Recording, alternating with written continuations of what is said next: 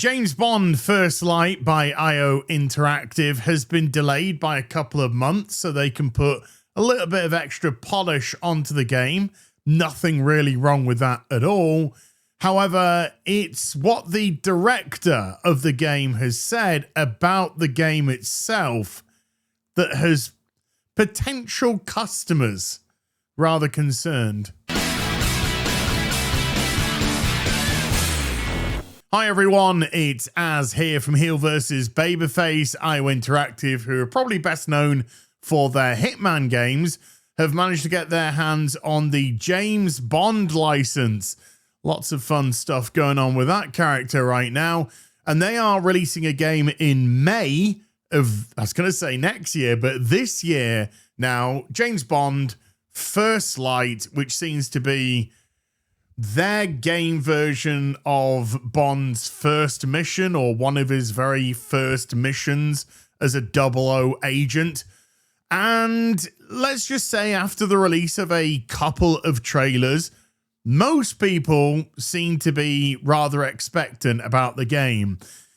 Initially, when I first saw the trailer, I wasn't exactly wowed with it. And today I decided to go through them to kind of refresh myself and see if my opinion had changed at all. Now, I have to say, going back through it all, the gameplay does look a little bit clunky. I have to say that. And if you have a look throughout the course of the trailers, you'll see that he repeats his moves quite a lot, which makes me a little bit concerned that the game itself might be a wee bit too repetitive. If the story hook is there, it might allow us to get immersed within it, and that becomes potentially a little bit more forgivable. But I kind of have my concerns, especially with sort of goofy stuff here where people can't seem to shoot him at point blank range. But what's got me most concerned is what director of the game said, Martin Emborg, about how James Bond himself is going to be portrayed in this version. After the Game Awards, he was interviewed and he had this to say. IO Interactive says old school Bond would be tone deaf today as 007 First Light moves the character towards more modern values. For a modern gaming audience.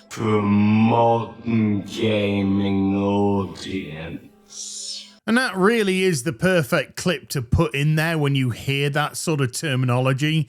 Some absolute bellend with the crappiest haircut you've ever seen in the world. Pug fucking ugly. All the goddamn bloody colours of the rainbow scattered on themselves because they have no personality of their own, and therefore they've got to show some sort of slack division in an effort to garner some sort of pats on the back from their own internal group tank of fuckwits. At least that's what I get from it. So let's get some further context. When asked at the Game Awards about whether or not their spy will share some of the earlier Bond's characteristics, specifically focusing on the character's womanizing tendencies, heaven forbid we have some heterosexuality in a video game for once, Emborg said, great English there, yeah, you will see that. However, he went on to explain that the character of Bond has evolved, adding, so he's evolved through the decades, and obviously we reflect modern values. So it's not going to be your old school Bond, which would just be tone deaf in this day, right? Wrong. He's a modern guy. Right, let's just kind of go through this a wee bit, because when somebody that's talking about this kind of crap says modern audiences and modern values, what you're actually saying is the values of our internal politics, which always lean exceedingly far left. So we're now going to see James Bond protect and respect the woman. The writer of the article, Talal Musa, editorializes by saying the earlier James Bond films in particular have rightly come under fire over the spy's treatment of the women's, as well as generally being inappropriate. The spy even resorts to hitting women. For example, in The Man with the Golden Gun, where Roger Moore's Bond slaps Andrea Hernandez, then threatens to break her arm. Oh my gosh, it's as if he's a spy that's trying to save the world and not some Reddit or Twitter fuckwit that's posting out a bunch of garbage in an effort to get likes and retweets to give them a little bit of a dopamine hit because their lives are fucking empty as balls. No, he's a spy. He needs to get things done. And if women are on the front line, then they are just as much collateral damage as any man that he'll come across as well. He's got to do whatever's necessary to get the job done.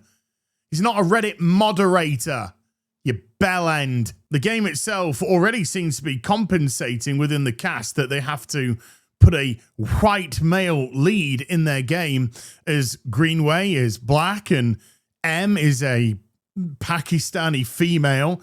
Moneypenny is black and ugly as fuck. Alistair Mackenzie there, my goodness me, an old white guy who's most likely a homosexual, let's just be honest now. And Miss Roth, who's flatter than my fucking ironing board because heaven forbid a woman actually has any breasts in 2026.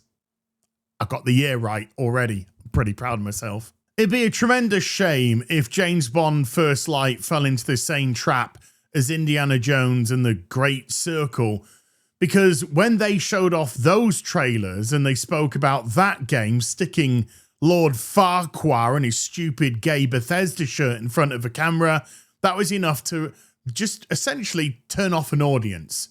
And the Indiana Jones game didn't sell particularly well at all. I think as of around January of last year, only 91,000 copies were sold on Steam. About 117,000 copies were sold on PlayStation 5. The bulk of their players, which was around the 4 to 5 million mark, players, not sales, were through Game Pass.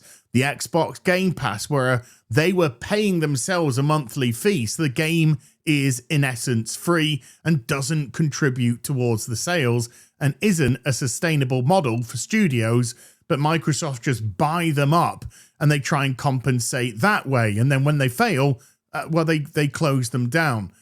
But when you start bounding around terms like modern audience, you are just saying our politics in the West, in the Western gaming industry, which is far left, which means respect the women, which means we have to think, is Miss Roth as a character going to dominate James Bond? Is he going to be neutered? Are we just going to get like an odd line here or there, but essentially he's toothless? No, that's not James Bond. That's an imposter. And if you're going to put the James Bond name on a game, then you better be putting fucking James Bond in the game. And it's so ironic that you say modern guy because it most likely doesn't reflect the vast majority of your potential audience, but it's coming from a group of people that can't even determine what a man and a woman actually is. James Bond has bite. He has venom.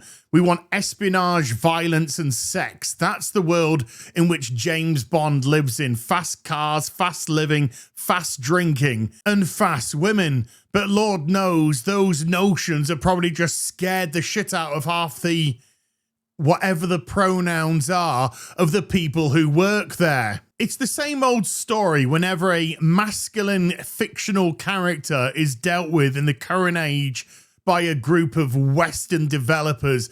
They seem to have to go on some sort of apology tour for the fact that he is a man and masculine and dominant and alpha. They have to in some way belittle him, lower him, emasculate him, make him a modern man. It's pathetic. I'd love this game to be great. I have a feeling that the gameplay is going to be repetitive and that the storyline's going to meander, but I do want it to be good. I legitimately do, because my God, Our franchises and our heroes are falling at such a rate of knots right now. We need some sort of hope. But my gut is telling me that it's not going to come from IO Interactive. And that's the sadness of it all. I'll see you in the next video. You take care. Bye for now.